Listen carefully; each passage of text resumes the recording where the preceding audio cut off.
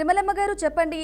అన్ని రంగాల్లో నేడు మహిళలైతే ముందంజలో ఉన్నారు. మహిళలు అన్ని రంగాల్లో రాణించాలి అని చెప్తున్నప్పటికీ ఎక్కడో ఒక చోట సమాజంలో మహిళలపై చిన్న చూపు అనే ప్రభావం అయితే కనిపిస్తూ ఉంది. ఈ నేపథ్యంలో వీటిని ఎలా అధిగమించాలంటారు?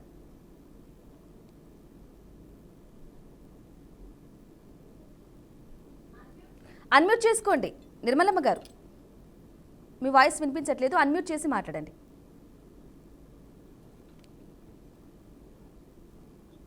వినిపిస్తుందండి? ఓకే అండి, మాట్లాడండి.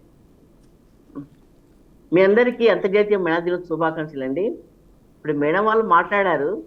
అసలు అంతర్జాతీయ మహిళా దినోత్సవం అనేది వచ్చింది కూడా మహిళల యొక్క త్యాగాల వల్ల అనే విషయం మనం గమనించాల్సిన అవసరం ఉంది. ఎందుకంటే ఆ రోజు కుట్టు మిషన్ సంబంధించి చాలా ఇబ్బంది, చాలా జీతం తక్కువ, చాలా ఇబ్బంది పడుతున్న పరిస్థితుల్లో వాళ్ళు చాలా పెద్ద ఎత్తున ఉద్యమాలు చేసి త్యాగాలు చేసిన తర్వాతనే మనకి ఈరోజు మహిళా దినోత్సవం అనేది ఒకటి ఏర్పడింది.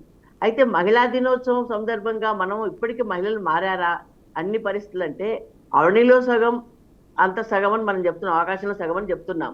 కానీ ఆ రకమైన పద్ధతిలో ఇంకా మార్పు పూర్తిగా రాలేదని, కొంతవరకు మార్పు వచ్చింది కానీ ఇంకా చాలా వరకు మార్పు రాలేదు.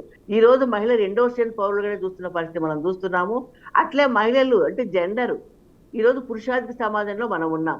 పురుషాధిక సమాజంలో ఉన్నప్పుడు ఆడవాళ్ళు తక్కువ అనే భావన కామన్ గా, ఎంత మనం ఇది చేసుకున్నా కూడా కామన్ గా ఆడవాళ్ళు తక్కువ అనే భావన చాలా మందిలో ఉంది. ఈరోజు మనం ఎవరైనా ఉద్యోగులను చూడండి, వ్యవసాయ కార్మికులను చూడండి, సోర్సింగ్ అన్సోర్సింగ్ కాంట్రాక్ట్ బేస్ లో పనిచేస్తున్న మహిళలు చాలా మంది ఉన్నారు. వాళ్ళని చాలా ఇబ్బంది పడుతున్న పరిస్థితులు మనం చూస్తా ఉన్నాము. మొన్న సర్వేలో తెలిసిందేమి, ఉద్యోగులు చాలా మంది కూడా ఇప్పటికి కూడా తమ జీతం మీద తమకు అధికారం లేని పరిస్థితిలో ఉన్నారు. అంటే మరి ఏ రకంగా, ఎందుకంటే మనం మహిళా సాధికారత అంటే ఆర్థికంగా, సామాజికంగా, అట్లాగే ఏదైతే రాజకీయంగా ముందుకు వస్తే అనే విషయం మనం చెప్తా ఉన్నాం. మరి ఆర్థికంగా వాళ్ళ మీద వాళ్ళు నిలబడ్డా వాళ్ళ జీతాలను వాళ్ళు వినియోగించుకునే పరిస్థితులు లేరు. దాని మీద కూడా అధికారం భర్తలదే ఉంటున్న పరిస్థితి మనం చూస్తున్న పరిస్థితి రోజుల్లో ఉంది. అంటే దీన్ని బట్టి మహిళలు ఎంతవరకు ముందుకు వచ్చారనే విషయాన్ని కూడా మనం తప్పనిసరిగా ఆలోచించాల్సిన అవసరం ఉంది.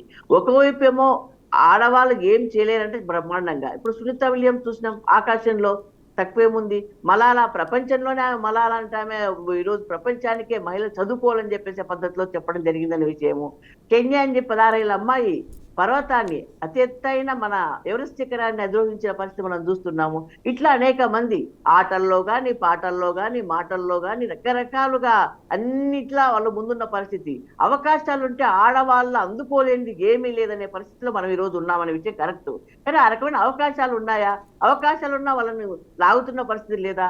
ఈ జెండర్ సమస్య ఎక్కువగా ఉంది కాబట్టి వాళ్ళను కొంచెం వెనక్కి లాగుతున్న పరిస్థితి. ఆడవాళ్ళు ముందుకు వస్తున్నారు, ఆడవాళ్ళేనా అనే పద్ధతిలో ఆలోచిస్తున్న పరిస్థితి లేదా? రాజకీయంగా మనం చూసుకుందాము, 33% అన్నాము. 33% అని ఇప్పుడు సరే గవర్నమెంట్ ఏదో ఇచ్చింది, ఇంకా అది అమల్లోకి పూర్తిగా రాదనే విషయం మేము అడుగుతున్నాం 50% ఇవ్వండి అని చెప్పేసి. ఎందుకంటే ఆడవాళ్ళకి ఎక్కువ మంది రాజకీయాల్లోకి వస్తే ఇబ్బంది, మగవాళ్ళకి తక్కువ అవుతుందనే భావన ఇంకా ఇప్పుడు కూడా ఉందనే విషయము మనం గమనించాల్సిన అవసరం ఎంతైనా ఉంది. ఇప్పుడు ఉద్యోగులు ఉన్నారు, ఇంట్లో పని బయట పని, వ్యవసాయ కార్మికులు కానీ ఎవరైనా కానీ ఇంట్లో పని చేసుకోవాలా, అట్లాగే బయట ఉద్యోగాలు చేయాలా, డబల్ పని అవుతుంది. 2 రకాల పనులు చేయాల్సిన పరిస్థితి ఈ రోజు వాళ్ళకి ఏర్పడుతుంది. టెన్షన్ ఎక్కువ అవుతుంది, అనారోగ్యాలకు కారణం అవుతున్న పరిస్థితి మనం ఉంది.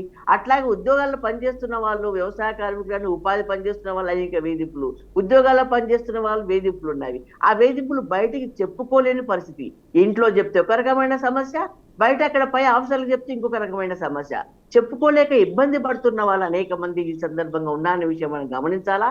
కాబట్టి మహిళా దినోత్సవం అనేది ఈరోజు ప్రభుత్వాలు ఏదో ఆ రోజు మహిళా దినోత్సవం అని చెప్పేసి ఏవో తాయిలాలు ఇచ్చి సన్మానాలు చేసి ఆ రకంగా జరుపుకుంటున్నారు. కానీ అది కరెక్ట్ కాదు. అంతర్జాతీయ మహిళా దినోత్సవం అంటే మహిళా సమస్యలు పరిష్కరింపబడాలా, మహిళలు కూడా జెండర్ తో సమానంగా, పురుషులు సమానంగానే.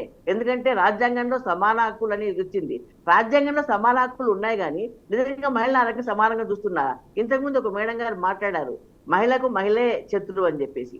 అయితే నేను చెప్పేది ఏమంటే, ఆ రకమైన నానుడి అనేవి, ఈ రకమైన సామెతలు అనేవి మహిళలు తక్కువ అనే భావం నుంచి అప్పటి నుంచి పుట్టినవి. దాంతో మహిళ కూడా నేను తక్కువ అనే భావనలో కూడా ఉంటున్న పరిస్థితి మనం చూస్తున్నాము. మేము తక్కువ, వాళ్ళంతా ఎక్కువనేమో, వాళ్ళు చెప్పింది మనం వినాలన్న ఫీలింగ్ లో కూడా ఉన్నారు. ఆ రకంగా అంటే వెనుకబాటుతనం అనేది, మహిళ శత్రువులు అనేది, ఈర్ష్య వాళ్ళకి ఎక్కువ ఉంటుంది అనేది, ఇవన్నీ ఉంటే ఆడవాళ్ళు పైకి రారు కదా అని చెప్పేసి ఒక రకమైన ఈ జెండర్ సమస్య పురుషానికి సమాజంలో కామన్ గా వచ్చిన పరిస్థితి ఇక్కడ ఉందనే విషయాన్ని మనం స్పష్టంగా అర్థం చేసుకోవాల్సిన అవసరం ఉంది. కాబట్టి అభ్యుదయవాదులు కానీ మహిళలు కానీ అందరూ కూడా ముందుకొచ్చి ఈ మహిళా దినోత్సవాల సందర్భంగా ఒక స్ఫూర్తిగా మన సమస్యలు మనం చేసుకోవాలనే పద్ధతిలో ఆర్థికంగా ఎదగాల, సామాజికంగా ఏదైతే ఇప్పుడు చూస్తున్నామో వరకట్న సమస్యలు, వేధింపులు, స్త్రీలపైన అత్యాచారాలు పెరిగిపోతున్నవి. మనం చెప్పడం కాదు, ఈ లెక్కలే చెప్తున్నవి, ప్రభుత్వ లెక్కలు చెప్తున్నవి, చాలా పెరిగిపోతున్నవి. మహిళపైన అత్యాచారాలు పెరిగిపోతుంది. పసిపిల్లలని కూడా చూడండి పరిస్థితి ఈ రోజు ఉందని చెప్పేసి చట్టాలు వచ్చినవి. చట్టాల వల్ల ఏమి, నిర్భయ చట్టం వచ్చే, దిశ చట్టం వచ్చే, చట్టాల వల్ల మొత్తం ఇదవుతున్నవి, జరిగేవి జరుగుతున్నవి. దానికి కారణాలు ఏంటని చెప్పేసి లోతుగా ప్రభుత్వాలు ఆలోచిస్తున్నవే. కారణాలేంటి? మద్యం ఉంది, మద్యాన్ని అరికట్టాలా. మద్యం తాగిన తర్వాత వాడు ఏం చేస్తారో వాళ్ళకి తెలియని పరిస్థితి ఈరోజు ఉంది. గంజాయి పెరిగిపోయింది, డ్రగ్స్ పెరిగిపోయినవి, అట్లాగే అశ్లీల చిత్రాలు పెరిగిపోయినవి, అట్లాగే మనం చూస్తున్నాము స్మార్ట్ ఫోన్ అని చెప్పేసి ఫోన్లలో చాలా ఇబ్బందికరమైన పద్ధతిలో బ్లూ ఫిల్మ్ రకరకాలుగా జరుగుతూ ఉన్నవి. అవి పిల్లలు లోనవుతున్నారు, చూస్తున్నారు. ఆ ప్రభావం వాళ్ళపైన పడి ఇవన్నీ పెరుగుతున్నాయి నేరాలు. మరి వాటిని అరికట్టే పద్ధతి ఈరోజు ప్రభుత్వాలు ఉన్నాయా? ప్రభుత్వాలు ఆలోచిస్తున్నాయా? అది మేము అడుగుతున్న ప్రశ్న. అదే కాదు, ఈరోజు ప్రభుత్వాలు కేంద్ర ప్రభుత్వం ఉంది, ఏం చెప్తుంది? అసలు మహిళల్ని వంటింటికే పరిమితంగా అనే పద్ధతిలో బయటకు ఎందుకు రావాలి? వాళ్ళు బయటకు వస్తే ఏమవుతుంది? వాళ్ళు బయటకు వస్తేనే కదా అత్యాచారం జరిగేది. వాళ్ళు దుస్తులు అట్లా వేసుకుంటారు కాబట్టి అత్యాచారం జరిగేదని చెప్తున్నారు. మేము అడుగుతా ఉన్నాము, పసి పిల్లల నుంచి 60 సంవత్సరాల ముస్లామే ఏ రకమైన డ్రెస్సులు వేసుకుంటారని చెప్పి అత్యాచారాలు జరుగుతూ ఉన్నవి. దీనికి మూలం ఏంటో కనుక్కోకుండా ఏదో ఆడవాళ్ళదే తప్పైనట్టు అందుకని జరుగుతున్నాయన్నట్టు మాట్లాడడం మాత్రం కరెక్ట్ కాదనే విషయాన్ని మేము స్పష్టంగా చెప్పదలుచుకున్నాము. కాబట్టి ఏ ప్రభుత్వమైనా ఆడవాళ్ళ యొక్క ఓట్ల గాలాలు వేసి వాళ్ళ అధికారంలోకి వస్తున్నారు తప్ప వాళ్ళ సమస్యలేమి, ఉద్యోగినులైనా, మామూలు మహిళలైనా, వ్యవసాయ కార్మికులైనా, మామూలు అసంఘటిత రంగంలో పనిచేసే కార్మికులైనా కూడా ఎవరైనా కూడా వాళ్ళ వేతనాల పెంపుదల లేదు. వాళ్ళకి సంబంధించి కనీసమైన సౌకర్యాలు ఈరోజు మేము చూస్తున్నాము. అనేక ఆఫీసుల్లో కనీసమైన సౌకర్యాలు లేవండి. వాళ్ళకు కనీసమైన సౌకర్యాలు ఉండాలి కదా, అట్లాంటి సౌకర్యాలు కూడా లేని పరిస్థితి మనం చూస్తా ఉన్నాము. వేధింపులు ఎక్కువైతే నిజం చెప్పాలంటే 1996లో చెప్పిన సుప్రీంకోర్టు ఏమైనా సమస్యలు వస్తే కమిటీలు ఏర్పాటు చేయండి అని చెప్పేసి ప్రతి ఆఫీసులో కానీ మహిళలు ఎక్కువ ఉండే ప్రాంతాల్లో తప్పనిసరి కమిటీలు ఏర్పాటు చేసి వాళ్ళకి ఏమైనా సమస్యలు వస్తే ఆ కమిటీలు వాటికి సంబంధించి మాట్లాడాలని చెప్పేసి చెప్పారు. అందులో మహిళలు కూడా కమిటీలో ఉండాలని చెప్పేసి చెప్పారు. మరి ఇక్కడ ఎన్ని కమిటీలు వేశారు? దానికి సంబంధించి ప్రభుత్వం ఎక్కడ కమిటీలు వేశారని చూస్తున్నారు. ఆ కమిటీలో ఎన్ని ఫిర్యాదులు వచ్చినవి, ఆ ఫిర్యాదులు ఎంతవరకు పరిష్కారం అవుతున్నాయి, ఇవన్నీ కూడా. ఎందుకంటే మహిళలు ఏదో ముందుకు వచ్చేస్తుందని చెప్పేసి పై కారణం కాదు, కానీ లోతుగా ఆలోచిస్తే చాలా సమస్యలు ఉన్నవి. అందుకనే మేము చెప్తా ఉన్నాము, స్త్రీల పైన ఏదైతే అత్యాచారాలు జరుగుతున్నావో, ఉరకట్న వేధింపులు, ఉరకట్న నిషేధ చట్టం ఉంది. చట్టం ఎక్కడ అమలవుతుందండి? చట్టం చట్టమే ఉంది, కానీ పెద్ద ఎత్తున వస్తా ఉన్నాయి. కాబట్టి ఇవన్నీ కూడా చాలా ఉన్నాయనే విషయాన్ని అర్థం చేసుకోవాలా.